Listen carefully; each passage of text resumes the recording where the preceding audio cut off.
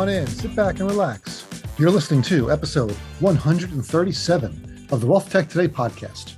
I'm your host, Craig Iskowitz, founder of Ezra Group Consulting.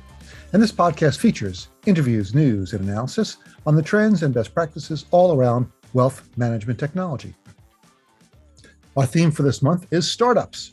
We went through the Keats's Advisor Tech Map and selected a few category newcomers that we thought would be most interesting to speak to. Today's guest is Kevin Lozer, co-founder of Holistiplan. At the last T3 conference, way back in 2019, Kevin and I met, just happened to sit next to each other, had a panel discussion. Great to meet him. And since then, we've talked a lot, kept up to date on what he's doing. Kevin was even a guest on the podcast back in episode 96 in April of last year. And it seemed like it's been a year, so it's a good time to have him back and hear what he's been up to and the great new stuff that Holistiplan has come out with since then. In this episode, we learned that Holistiplan is up to 3,000 clients, including RIAs, broker-dealers, and insurance companies. They've built out more educational content to help advisors understand their report output. And the software also has developed a number of optimizers, including one for RIA conversions, Roth RIA conversions, as well as charitable giving, to identify a range of recommended values for advisors to review. All right, now let's get this episode started. A couple quick housekeeping notes before we continue. Please subscribe to this show wherever you listen to podcasts so you don't miss an episode. Make sure to check out our sponsor, the Invest in Others Charitable Foundation at investinothers.org. All right, let's kick this episode off. I'd like to introduce our guest for this episode. It is Kevin Lozer, co-founder and president of Holistiplan. Hey, Kevin, welcome to the program, man. Thank you, Craig. Appreciate it. Nice to see you again. Let's see you again. It's been a while. You were on the podcast last year. I was right about this time. It was springtime of 2021. So happy to be back. Thank you very much for the invite to come back and talk a little bit more about what we've been doing. Yeah, we're interested because I follow you guys closely as we do with a lot of wealth tech firms. So we're always interested to see what you guys are doing. And this month is our month to talk about startups. So we're really excited to talk to you guys. Well, you're technically still a startup. You're not there yet, right? But so we'll love to hear what you're doing and what's going on. So, but for people who aren't familiar, of course, we are very familiar with you. Can you give us a 30-second elevator pitch for Holistiplan? Sure. We're tax planning software for advisors, created in 2019. We allow advisors to do tax planning far more efficiently, scale it across their entire organization. It starts with uploading a client's tax return. We're removing a whole bunch of the data entry that was previously required from doing tax planning. You upload a client's tax return, and we produce analytics and a nice, clean client deliverable with the advisor's logo and disclaimer on it, so that they can provide a report and client deliverable to their clients. So how'd you come up with this idea? Was it scratching your own itch from your firm, or did someone say, hey, it would be really great if we had this? What was the impetus for this product? It was scratching my own itch, my co-founder and partner Roger Pine's itch, and a lot of our peers as well. So Roger and I are both advisors by background. I spent more than a decade as an advisor. I actually still am an advisor. I have a handful of clients that I still serve in my own very small solo RIA. So it started as something we identified as a need in our respective firms, Roger's and mine. And we knew our peers in the industry were doing tax planning, but it wasn't a scalable deliverable for clients. And in my personal case, my firm, we had several hundred clients. We weren't able to reach all of our clients. And I was using a combination of Excel spreadsheets and Word templates and then an email out to the client. So it was something that we identified, again, that's how it started as a need in the industry.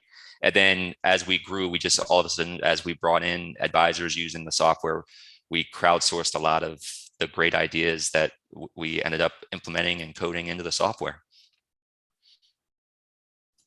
That's a great story. I love those kind of, hey, we had this great idea, we need to do it for ourselves, and it just sort of expanded into something, right? It's very hard to do that because advisors don't really make good business owners. So great that you guys got over that hump and figured out how to build a successful business, software business. Yeah, that was definitely part of the learning curve for us, though, for sure. Moving from out of running an advisory practice to a SaaS company was definitely it's been fun and a great learning experience, and it's been a great ride thus far. And we think it's going to be great going forward too. I think so, from what I know about you guys. So let's share with people who are listening about, let's talk about use cases. What kind of firms use Holistiplan and why do they use it? Yeah, so we've now have well over 3,000 firms of all sizes, and whether it's RIAs, broker dealers, insurance focused firms, all kinds of firms using the software. So I'll break it down into three different types that are leveraging it the best. One are large firms, enterprises, or soon to be very large enterprises. They're using it to provide tax planning consistently across their entire organization. Back to my earlier point about even within my relatively small, several hundred client RIA that I was helping run last decade, we couldn't even touch all our clients. So imagine firms that have tens of thousands of clients and hundreds, if not thousands, of advisors serving them. To date, a lot of times those enterprises are not providing a consistent deliverable across every single one of those hundreds or thousands of advisors. When it comes to tax planning, they certainly weren't in most cases. So Holistiplan offers them an opportunity to scale tax plan to deliver that service across all of their advisors in a very fast, efficient way, and again, consistent way. So every one of their clients now are getting the same type of deliverable with the same formatting, the same types of opportunities being identified, and analytics being provided, all with a few clicks of a button. So that's how large firms are leveraging it the most. And then the smaller mid-sized firms, I kind of break those down into two categories. One is firms that, and this even goes down to solo advisors, right? So firms that have been doing tax planning in the past, like I was, and like Roger's firm was, and many of our peers were, but doing it manually with Excel spreadsheets and Word document templates and emails, and having to read through a 1040 tax return document themselves and try to find opportunities themselves by reading through the document. That takes education and that takes a lot of time. We streamline that. We're doing that work. The software is doing that work for the advisors. So if you're an advisor that is doing tax planning today, this makes it so much more scalable and efficient for you. Then where we're seeing a lot of our growth now, as we add advisory firms, is the advisory firms that weren't doing tax planning at all.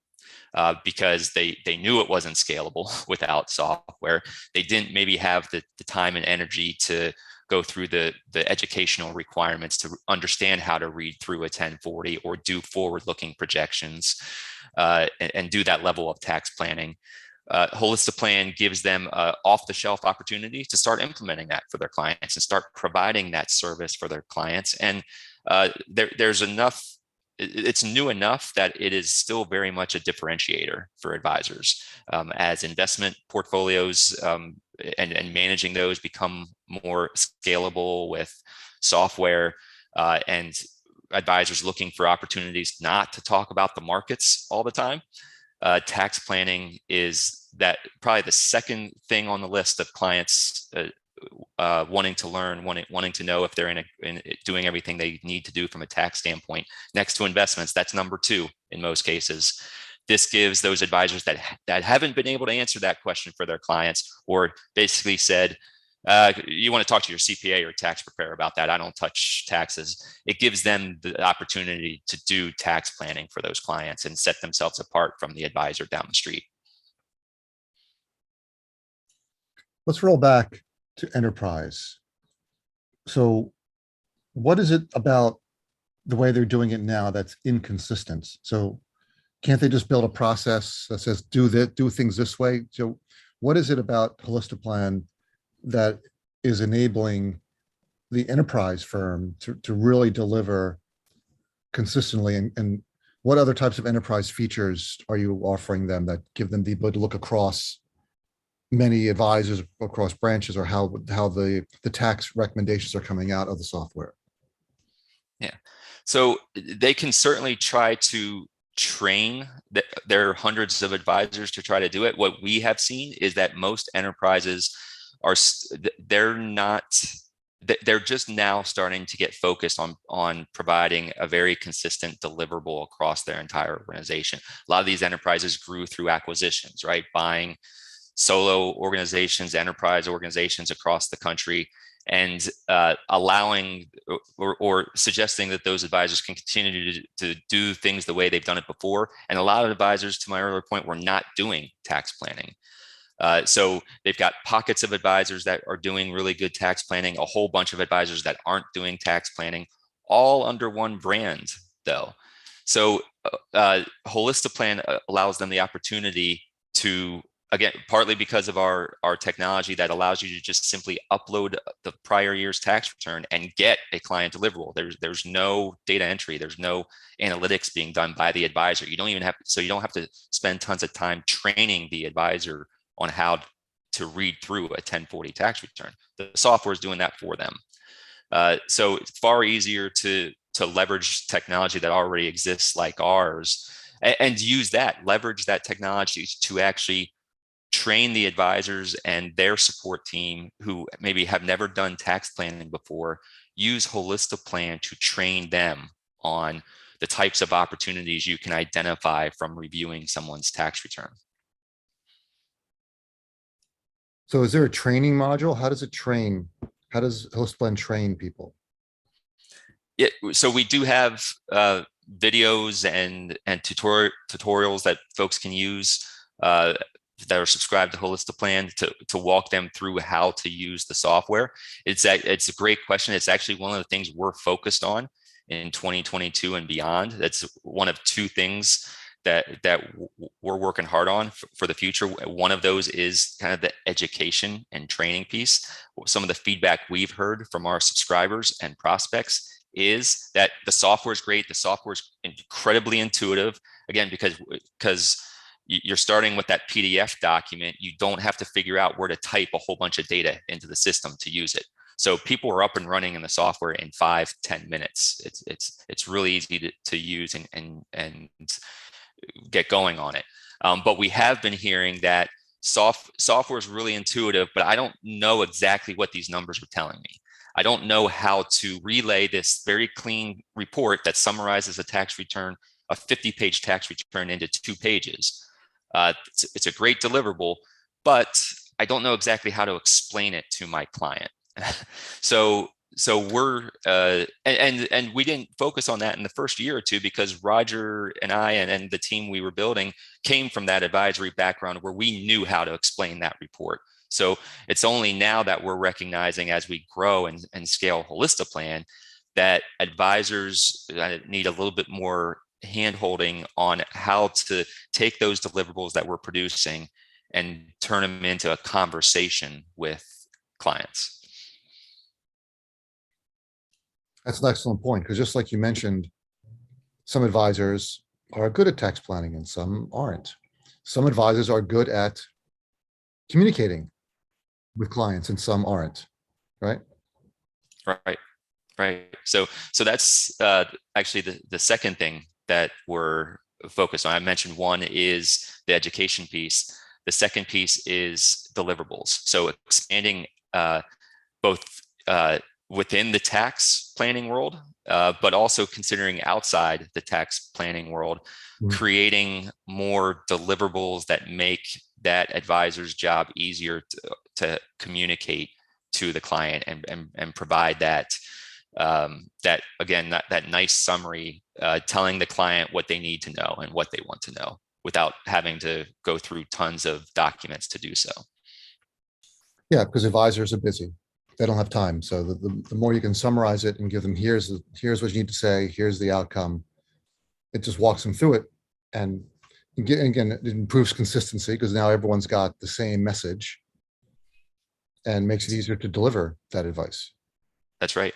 Yeah. And the more consistent we can make across the entire industry, the more we turn this into I guess there's a debate about whether it's a profession. Some people feel like we're not quite there yet as a profession.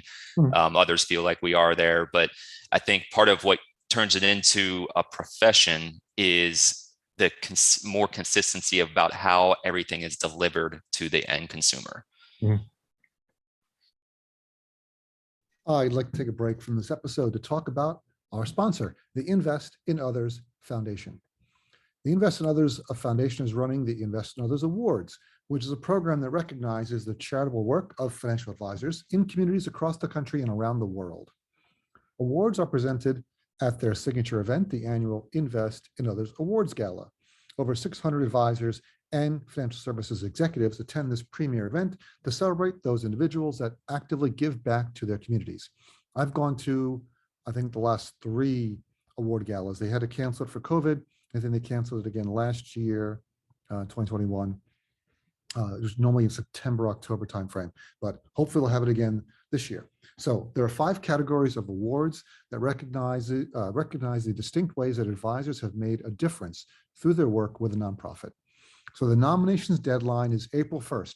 That's less than a month. Just go to investinothers.org and you can click on the click here to nominate link and nominate an advisor. If they win in one of the 5 categories, which are Catalyst Award, Community Service Award, Volunteer of the Year Award, Lifetime Achievement Award, and Emerging Impact Award, they can win, let's say, finalists in all categories receive $25,000 for their charity. The winners in the Catalyst, Community Service, Next Gen, and Volunteer of the Year categories receive $50,000. The advisor who receives the Lifetime Achievement Award receives $75,000. That's a lot of money for a charity, can really help. I've been lucky enough to be on the nominating committee, the awards committee, the judging committee for a bunch of these different awards. It's really hard. These advisors do some great work, both local communities in the US, in South America, in Central America, in Africa, in Asia, across the world, and right here at home. All kinds of great stories, great charities that help people of all ages, shapes, and sizes. You should nominate someone and also donate. Your company will probably match your donation, which provides twice the benefit.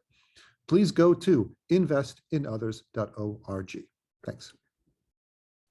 So when you're talking about the difference between how an enterprise, like a broker-dealer, would implement and run Holistiplan versus an RIA, even if it's a large RIA, how would that differ? How would it differ between a broker dealer and an RIA, or how does it differ between large firms, small firms? Large firms versus small firms. Yeah. Okay.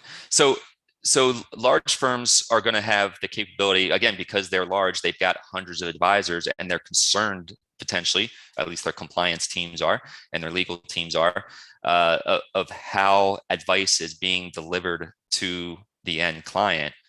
Holistiplan gives those enterprises the opportunity to be able to see everything that's being uploaded to Holistiplan from a tax return standpoint, be able to see all of the reports at the advisor level, at the office level, at the regional level, be able to do reporting on who's using the software well, who's not using the software very much. So if they're focused on, again, trying to deliver that consistent brand tax planning across their entire organization, they can use the Holistiplan internal reporting to see, hey, our offices in Arizona and California and New York aren't using this very much. We need to get them using the software.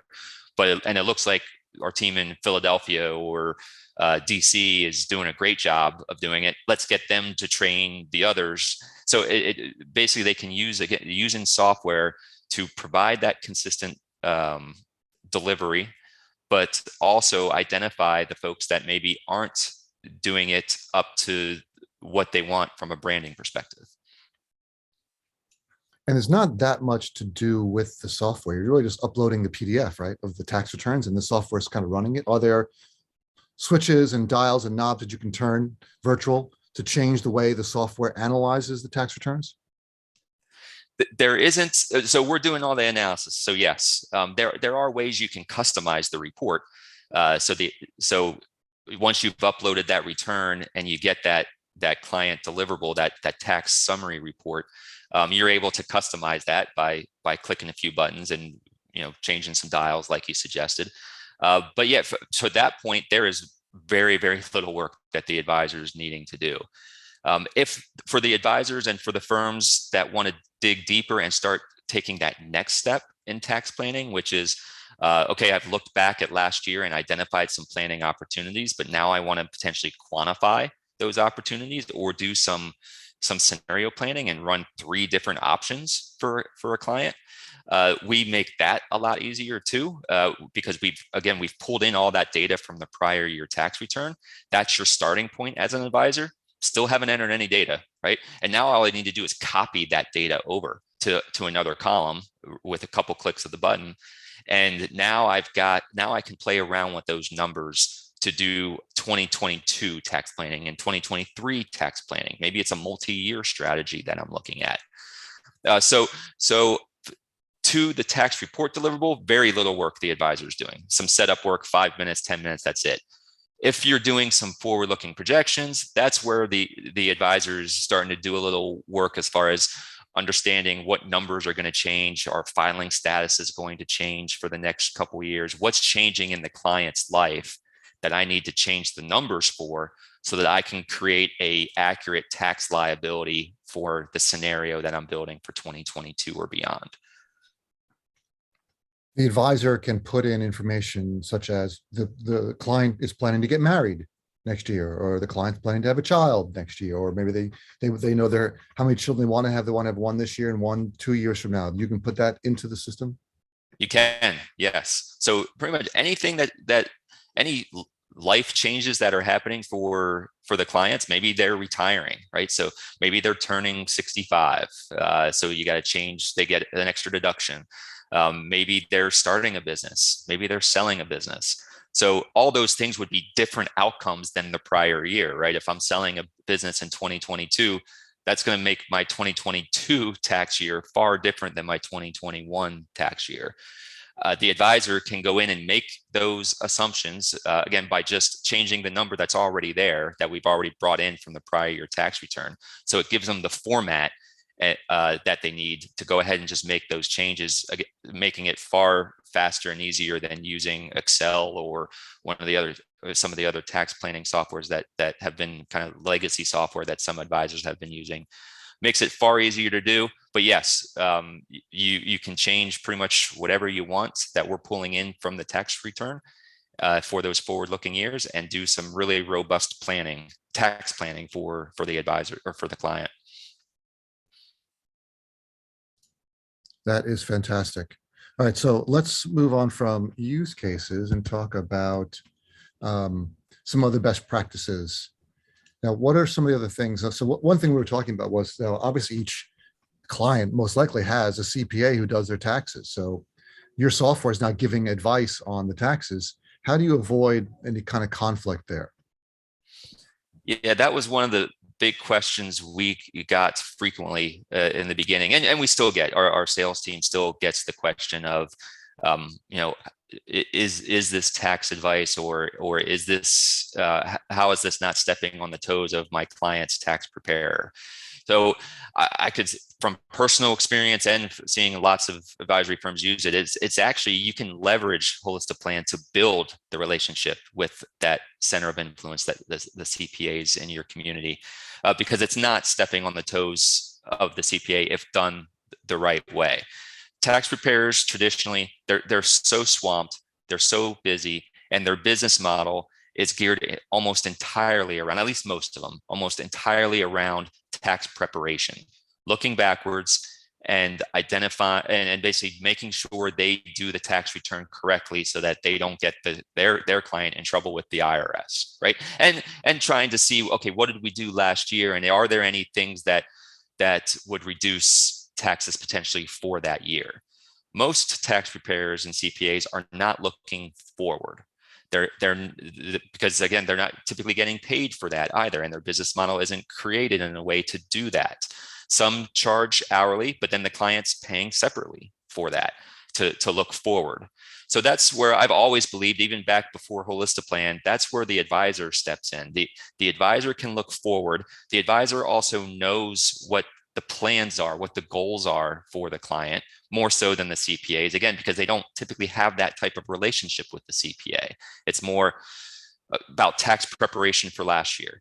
But their advisor relationship is more about how do we plan for the future? So the advisor can step in at that point and say, hey, I reviewed the tax return from last year, but these are the things that, because I know you're retiring in 2 years or 3 years, or because I know you're going to sell your business in 2 years, or because I know that you want to do more charitable giving this year, again, that the CPA probably does not know yet, because again, you don't have that type of relationship with them. That's where the advisor can say, okay, I know these plans. Let's model what that looks like. And then let's, if you've got a good relationship with the CPA, let's show this to your CPA or tax preparer and get them in the boat with us. And that's, instead of stepping on the toes, what we have found and what I found in my own practice is the CPAs love that. They're basically, you're doing the forward-looking projections for them. They're not spending the time to do that. But they get to buy in on the strategy and provide their feedback on that strategy as well, whether it's a Roth conversion, which honestly, that's a Roth conversion. You're choosing to pay taxes today to try to save taxes in the future, right? Naturally, the CPAs are geared towards not wanting to choose to pay taxes in a given year for future benefit, right? But you can have that conversation with them, show them the benefits of it. And now, from a client perspective as well, now they feel like they've got a team. They've got a finance team of an advisor, financial advisor, a CPA that are working together to make sure they're optimized. So does the software give these different options? Roth conversion, if you want to do this or not. Is that built into the software, or is that something they have to do outside? So it's built in the software. So the software first is going to identify that as a potential opportunity, right? In the tax report, in that minute or so that it takes you to upload the tax return and get that client deliverable, the client deliverable is going to say, hey, you should consider a Roth conversion, or you should consider front-loading charitable giving. All kinds of different observations that the software is identifying. And then the next step for the advisor is saying, great, a Roth conversion looks like it might make sense, but how much of a Roth conversion should I do? And historically, what I would need to do is in Excel, basically a whole bunch of trial and error, and hopefully not trigger some bad outcome from a tax standpoint by doing too much of a Roth conversion. I would spend a bunch of time in Excel trying to figure out what the optimal amount would be. That's built into the software now too, where you can click a button and you're going to get a tax range calc screen that basically shows all the tax torpedoes that could arise should you do a Roth conversion amount. And it's going to highlight for you one or several optimal Roth conversions, dollar amounts based on the client's scenario and what the advisor knows about the client's tax situation. So we're basically guiding the advisor through that entire process and identifying at least one potential Roth conversion number that the advisor can then use and then see what the tax liability is. They can run a couple different scenarios off of that number and then have the conversation with the client on what the client feels most comfortable doing from a tax perspective. That's cool. I can see that would be really helpful. So how does it work with the charitable giving? Do you say, well, here's a range what we think you should give, or is it we'll put in this number, or over a certain number of years? How does it do that in those analytics? Yeah, in a similar way. So again, it's going to first the tax report's going to identify, hey, clients in a tax bracket where they could consider doing charitable giving, or we've identified that they are doing some charitable giving, right? But there's a more tax efficient way to potentially do it. So we identify that in the analytics and the tax report.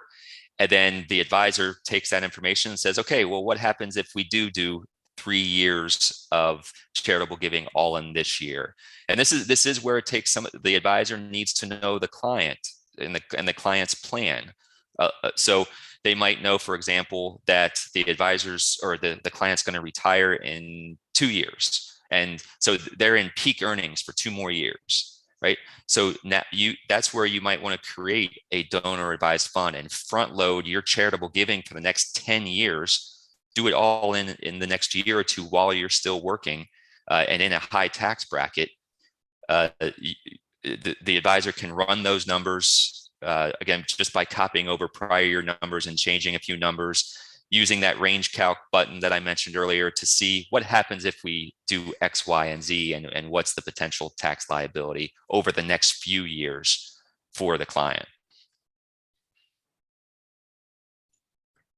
All right, so we are running out of time. So I have a couple of other questions I want to ask. So does the software, when it's doing its analytics, is it sort of like a Monte Carlo simulation where it's running thousands of scenarios to come up with the optimization? How does it come up with those? How does it optimize the numbers in these different scenarios? Well, so as far as the observations that we're identifying in the tax report, what the software is doing is running that tax return that has been uploaded through a very, very robust tax return review checklist. So again, started with what Roger and I were doing in our respective firms, expanded out to our peers and beta testers of what they were doing in their firms. So those are more like algorithms that are identifying potential planning opportunities that advisors could do if they were trained in how to read a 1040 and had the time to do it. The software is doing that piece. As far as how we're doing the quantification of what's the ideal Roth conversion number or how much of a donor advised fund to contribute to those types of things. In essence, our range calc screen is calculating the tax liability at every $100 or $500 increment. So if you increase income by $500 through a Roth conversion, what's the tax liability? And it goes all the way up to it can go up $250,000, $300,000 of increased income in that year. It can also go backwards too, though. So it can say, wow, what if I had $50,000 more of deductions this year? What would happen? How much lower could I make what bracket would I be in that case? What would be my marginal rate in that case versus what it is today? So it allows the advisor to go both forward and backwards with that range calc screen to identify all those tax torpedoes that are hidden in our tax code that can really come up and bite an advisor or a client if they go too far in either direction. Great, thanks. That was helpful to understand that. Does your optimizer give better results if the advisor uploads more prior years of tax returns, or is it just the previous one is all you really need? The previous one is all you really need, but we do see that advisors are uploading multiple years to be able to show trends in our scenario analysis screen. So be able to show the client, this is what 2020 looked like, this is what 2021 looked like, this is what I'm proposing we do for 2022 and 2023. So it gives you those multi-year trend analysis and seeing how things have changed, seeing how life's changed and how those life changes have impacted a client's tax situation. So all you need to get started is 1 year's tax return. It doesn't even have to be, the most current years. We see advisors that are still occasionally getting started by uploading a 2019 return to do 2022 analysis, right? It at least, while there might have been a bunch of things that changed between 2019 and now, they can still upload the tax return to get started. It populates all the data for them, provides the observations, the analytics of what should be considered, and it gives them that starting point to now do 2022 analysis without having to start by entering in 50 to 100 pieces of data into a spreadsheet or a tax planning software. All right, final question. What's your biggest piece of advice for advisors who have an idea for software and want to start a software company?